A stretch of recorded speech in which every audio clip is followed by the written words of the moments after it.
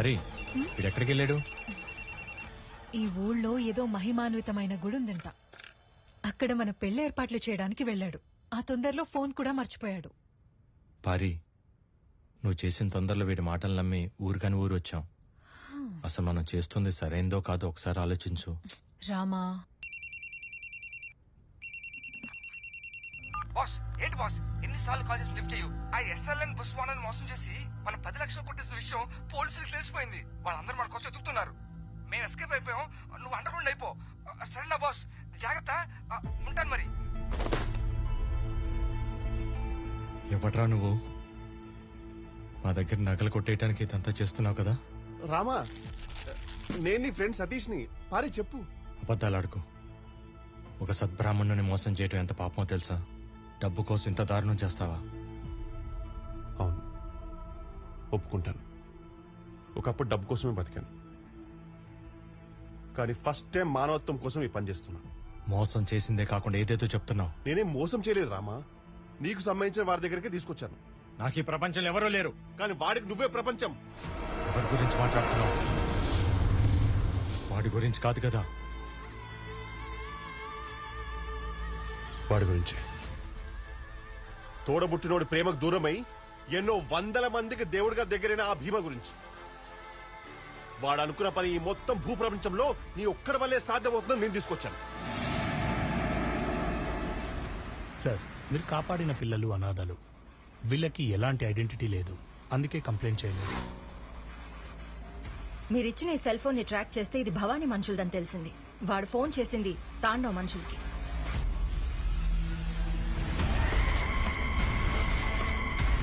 Tandav Bhavani right hand. వాణ్ణి పట్టుకోవడానికి అలలు దాటి వెళ్లిన వాళ్ళెవరు తలతో తిరిగి రాలేదు. నరరూప రాక్షసుడయ్యావాడు. ఆవగింజ నుంచి అమ్మాయిల దాకా ఏదైనా తరలిస్తాడు. వాడికున్న పొలిటికల్ బ్యాక్గ్రౌండ్ వల్లనే మాకు రేట్కి పర్మిషన్ రాలేదు. తాండవ కొంతమంది ఫారినర్స్ ని బలవంతంగా తీసుకొచ్చి ముద్రబోటెక్కించాడు.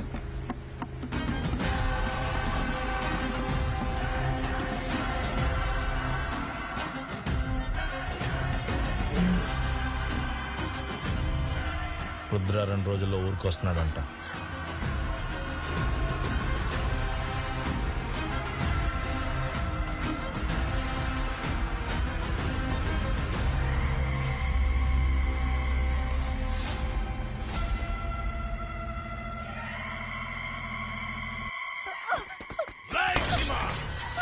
బయటికి ఇన్ని రోజులు నేను లేను కాబట్టి చాలా రెచ్చిపోయావు.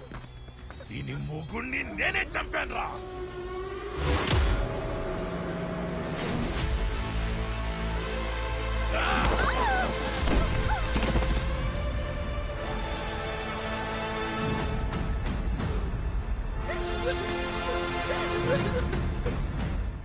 మగతనం ఆడదాన్ని పడగొట్టడంలో లేదురా, నిలబెట్టడంలో ఉంటుంది. మగాడు పురుట్నొప్పులు భరించలేడనే దేవుడు ఆడదాన్ని సృష్టించాడు. అందుకే వాళ్ళని నొప్పించకూడదు. భరించే భూదేవిని అతిగా బాధ పెడితే భూకంపం వస్తుంది.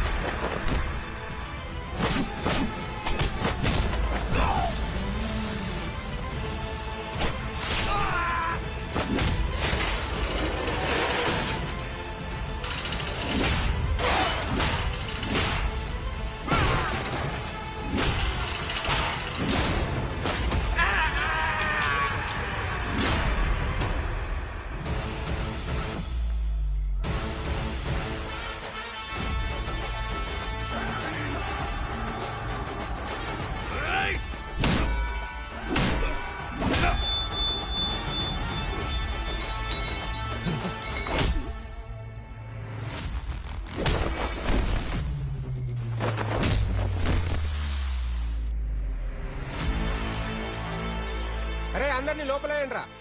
ఎందుకో? తిండి బొక్క. నిజమేగా? రేయ్, అర్థమైంది స్వామి, అందరినీ హాస్పిటల్ కి తీసుకెళ్తా. అని సార్. నందిని సేఫ్గా ఇంటికి తీసుకెళ్ళు. Yes sir. నీ రంకు మొగడికి చెప్పు వాడి కొడుకు నా దగ్గర సేఫ్ గా ఉన్నాడని.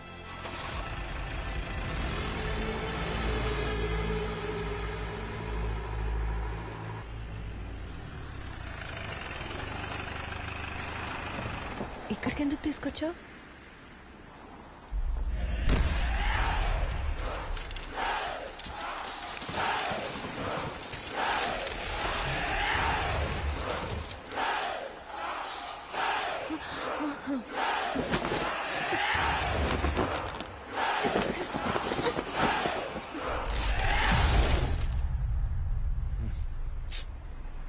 భీమా ఏమైంది? షర్ట్ చిరిగింది. ముందా షర్ట్ తీసే. ఏయ్ ఏం మాట్లాడుతున్నావు? అలా చినిగిన షర్ట్ తో ఉండకూడదు. ఏ చిరిగితే ఏం కాదులే, ఏం కాదు వదిలే. అది అప్పశకునం భీమా. అరే ఇవన్నీ నేను నమ్మను, నేను ఏం కాదు చెప్తున్నాను వదిలే. కదా అప్పశకునం అని. తీసే షర్ట్. అరే నేను షర్ట్ తీసే జోరకు నుంచి ఉంటే పిచ్చోని అనుకుంటా. నా దగ్గర ఇంకో షర్ట్ కూడా లేదు. ఏదో ఒకటి తీసుకొస్తా ఉండు. అరే విద్య, తింటిలా ఉంది. పర్ఫెక్ట్. ఇదిగో ఇది వేసుకో. సరే అటు తిరుగు.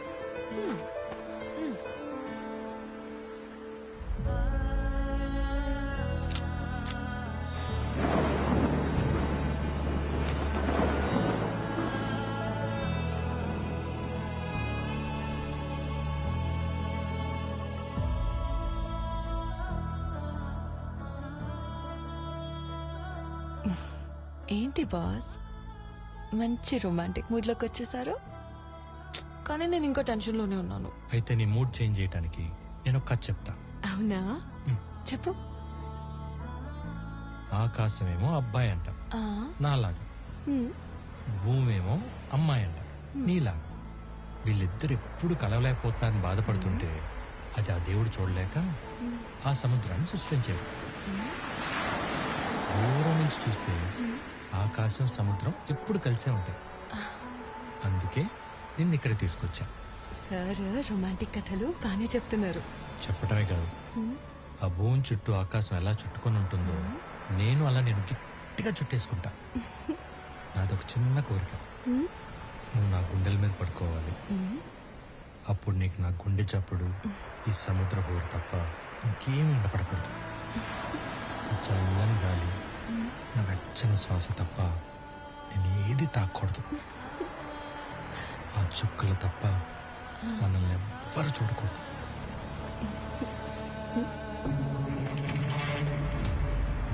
వాడెవడో మనల్ని చూస్తున్నాడు. ఎవరు? నమస్తే సార్. ఎవరా నువ్వు? అయ్యో, భీమా. సార్ సార్ భయపడుతున్నావు? దొంగతనం చేసావా? సార్ అదేం లేదు సార్. పోలీసులు చూస్తే ఎవరైనా భయపడతారు కదా సార్. ఏంటది? మొక్క సార్. చూపించు. Mother plant. మదర్ ప్లాంట్ ఎక్కడికి తీసుకెళ్తున్నావు? రవీంద్ర వర్మ గారి దగ్గరికి. ఓ, గురుగారి దగ్గరికా? సరేలే. ఇది చాలా రేర్ ప్లాంట్. నీకెక్కడ దొరికింది? ఈ అడవిలో మాత్రం ఈ మొక్క దొరుకుతుందమ్మా. అందుకే అమావాస్య రోజు శలభాల పురుగులు ఎక్కడ వాళ్తాయో వాటి జాడ తెలుసుకొని దీన్ని కనిపెట్టి తీసుకొస్తున్నాను. గురువు గారికి ఔషధం చేసే సమయమైందమ్మా, వెళ్ళొస్తాను.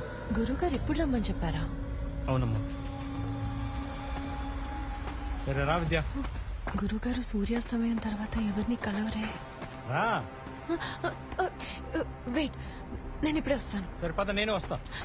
నువ్వు ఇక్కడే ఉండు, రుద్ర ఉన్నాడు కదా. నేను ఇప్పుడే వచ్చేస్తాను. అరే చెప్పేది విని, ఎక్కడికి వెళ్తున్నావు నువ్వు? ఇప్పుడే వచ్చేస్తాను, ఉండు. సరే తొందరగా రా.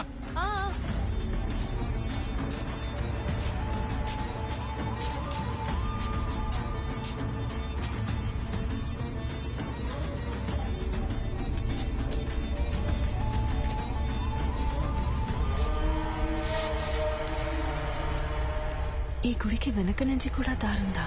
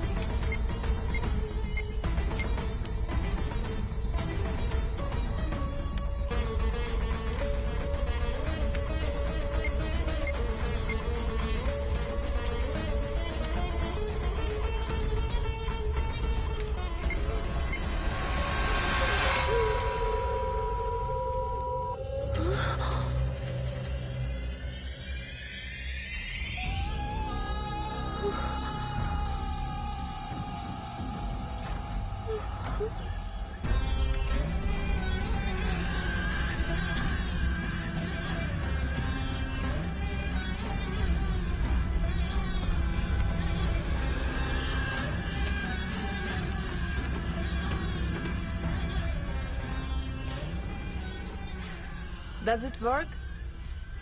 Will he come back to life? If you would have known about me, you wouldn't have asked this question. Ayurveda, is it that great? Ayurveda is great, of course. But Ravindra Varma is greater.